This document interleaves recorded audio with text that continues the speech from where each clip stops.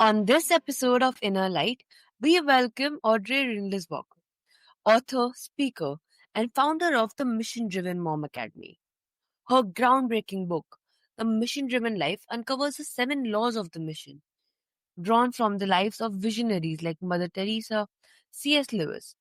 Audrey shows how these timeless principles empower everyday people to rise into extraordinary, mission driven living.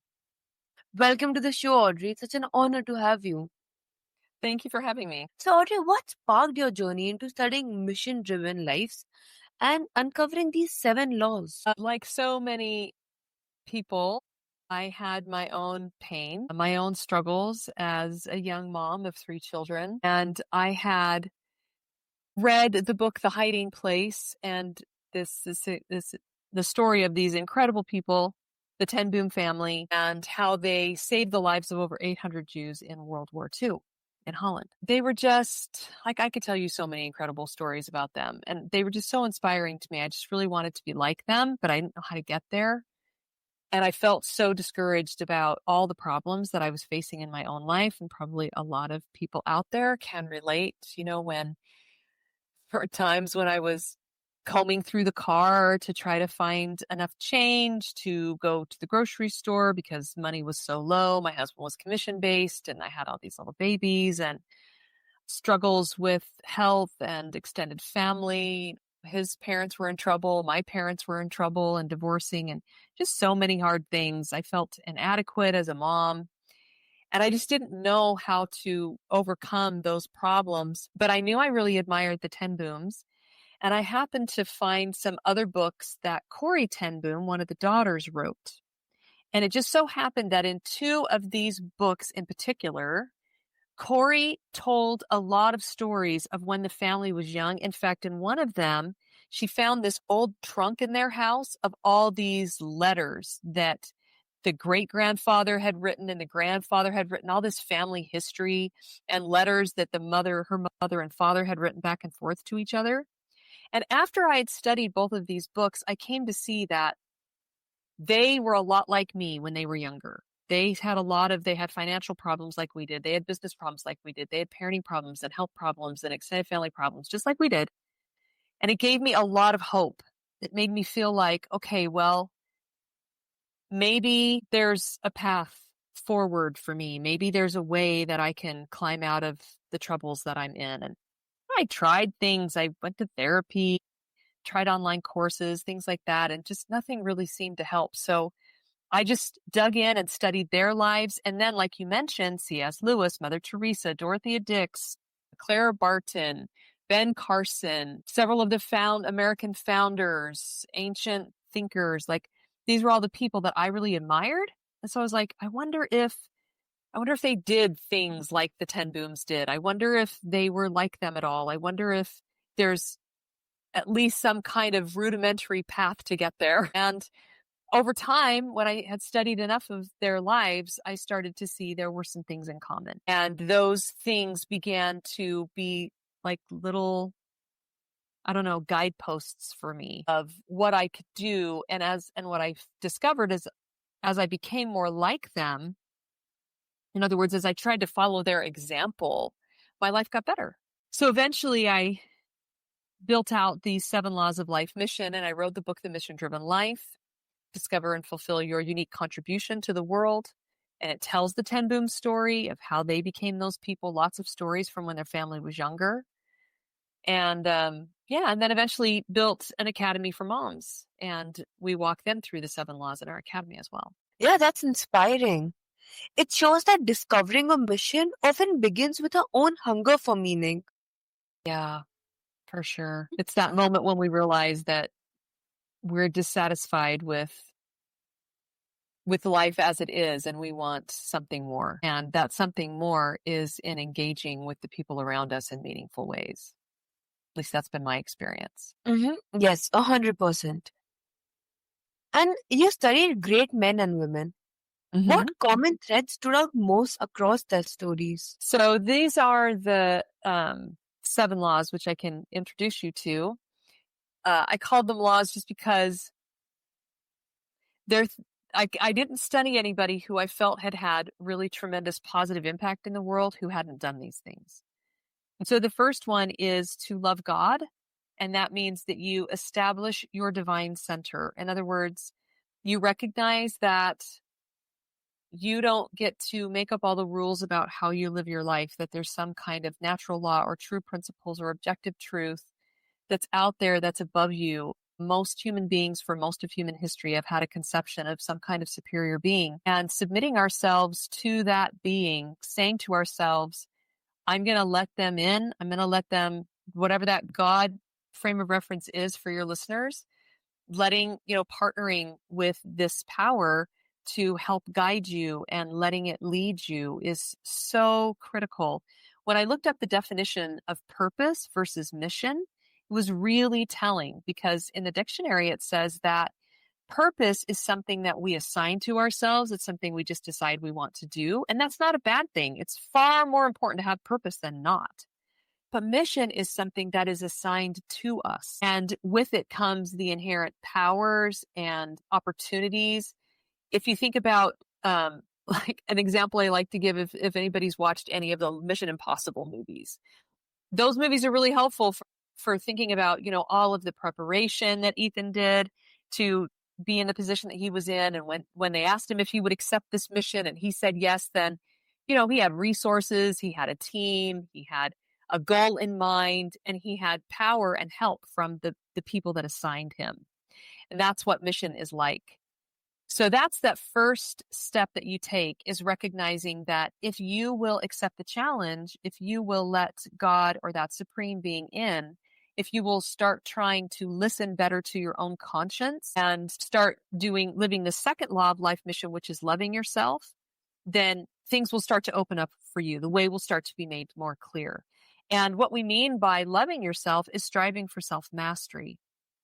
And these two pillars of loving God and loving yourself, they're the foundation of all the relationships in our lives. Those relationships are key. It's really difficult to use your gifts to serve others when you hate yourself and you don't understand yourself and you don't know what gifts you bring to the table and things like that. So there's principles within those that I delineate in the book that people can they can go grab a free copy of that at themissiondrivenmom.com if they want to. But those are the first two laws. And so everybody that I studied submitted themselves to a power higher than themselves. And then they started taking better care of themselves. They started trying to control their thoughts and emotions better. And they started spending a lot of time in self-discovery. They educated themselves. They tried to uncover their talents and gifts. They tried to develop those. Those are all part of loving yourself and having a good relationship with yourself. And then the next law that they would live is loving truth. This reminds me, the subtitle of Gandhi's autobiography is My Experiments with Truth. You find this is a common theme through great men and women, that they love the truth and that they try to live according to objective truths, to universal principles. They try to ground, to lay a foundation in their life of having good financial practices, good health practices, good relationship practices. And they really make that a high priority as truth seekers. And then the last law, these four is what we call the foundational laws. These are the ways that we can engage to start hearing the call and going out there and doing meaningful things in the world. This one is loving humanity. Everyone that I studied was a true servant leader. That didn't mean that they ignored their own needs. In fact, there's a really powerful story about Mother Teresa when she went out into the slums to try to help those poor that she had felt called to. She would often not get very much sleep because she was so eager to do her work. She would be out in the hot sun for long, long days, and she would bring some food with her, but often the children would grab it because they were hungry. And so she would go long periods of time without eating. And eventually her health broke down. It wasn't sustainable. And she had to learn the lesson again that she had to take care of herself. She had to love herself, and then she could also love others. They go hand in hand. Jesus teaches us that we should love God and love others as ourselves. So he understands that we need to love God and humanity and ourselves. They all go hand in hand. And so we talk about servant leadership and how important that is, and, beautiful tactics used by like Mahatma Gandhi or Martin Luther King Jr. when they engaged in passive resistance in the world. And that was a form of loving humanity by not letting themselves be walked on, but not retaliating with violence. So they all were striving to be true servant leaders. I'll tell you this one last thing. If you go and learn a little bit more about Martin Luther King Jr., one of the things that he would do is he would train the people who wanted to be on the marches with him. So they would go into these cities where there was oppression and segregation, and they would do marches, or they would go to counters or to drinking fountains where blacks weren't welcome, and they would sit, and they would only do something calm and peaceful. But before he allowed people to do these things with him, he sent them through trainings. And in these trainings, he asked them over and over again, and he told them, you cannot retaliate. You cannot lash out in violence. We are simply going to love others by demonstrating to them how things should look. And so you see this thread of these beautiful principles of servant leadership at play in the lives of these men and women that I studied. Mm-hmm. Yeah, that's amazing. And were there any surprising differences that challenged your assumption? Any surprising about the people that I studied? Yes. It's like kind of like the Mother Teresa story that I told you.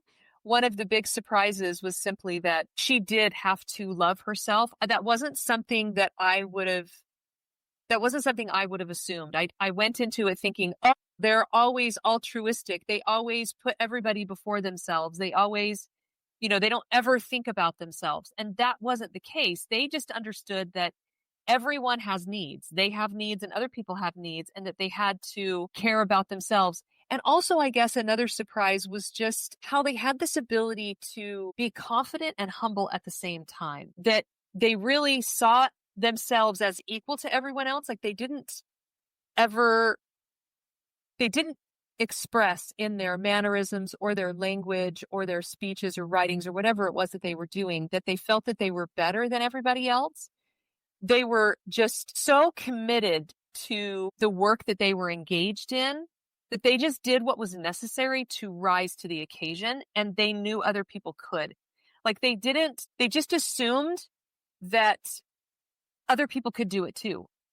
And so they talked to them as if, I'm doing this meaningful thing needs to be done, and you can do it with me. And it's only difficult from the standpoint of being committed to it. Mother Teresa is a wonderful example of this. She wanted to care, eventually her work led her to take care of the destitute and the dying, and they would go throughout the city and find people that were homeless and basically dying and bring them into, her little spaces of hospice. And it wasn't hard work. Like you just needed to know how to care for wounds properly, or how to feed someone, or how to, change their clothes or whatever. It was just hard like mentally and emotionally. It was hard to see them as the same as you, and to love them, and to be willing to get dirty, to get your hands dirty, and to do, things that some people would feel like were below them. And for these people, nothing was below them. They engaged in the work that they did with the people, and they were just so committed that they did whatever it took, and they just kind of communicated to everybody else, you can do it too. Like, this is all we need to do. And it gave these people so much meaning. It helped them rise to the occasion. It helped them begin to like manifest their potential. But then all through that was just this profound humility from these great individuals, that I'm not better than you. I'm just the same as you. I just know how important this work is, and I'm just going to get us in there doing it. Does that make sense? Mm-hmm. Yeah. And also, I just feel like that contrast is powerful. Like, it proves that while paths differ, principles remain timeless. Yes, 100%. And so much of what we do is, in fact, at the beginning of the book, I talk about that principles apply for everyone, and we can totally like create more balance and stability in our lives by discovering those principles and living them out.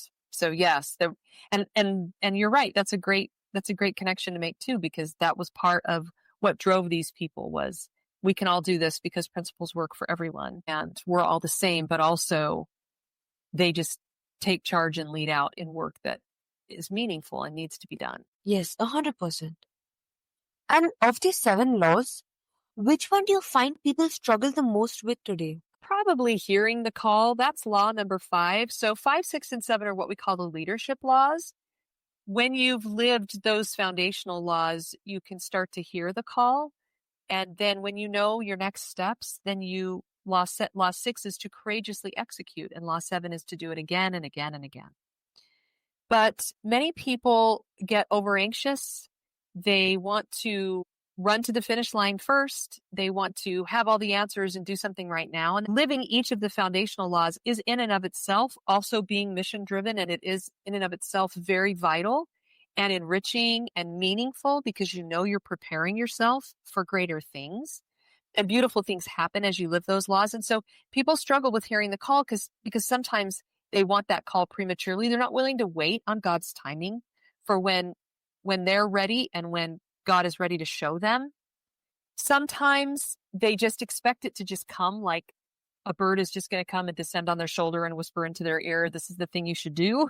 That's often, sometimes people intuitively know, and sometimes they know while they're preparing, while they're getting their education, or while they're centering their lives on principles, or while they're learning to be more of a servant leader. Sometimes they just know this is the direction I need to head, but that's not always the case, and that's okay. They can be patient. They can meditate on that. They can be prayerful about that.